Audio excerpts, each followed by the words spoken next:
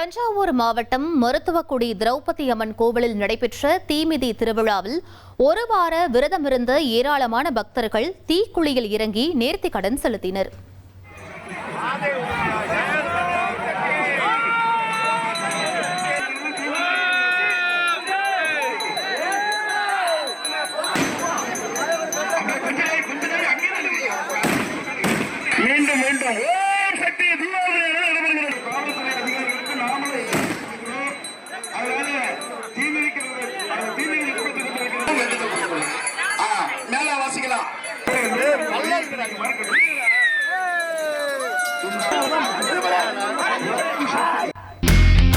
இனி செல்லும் இடமெல்லாம் செய்தி.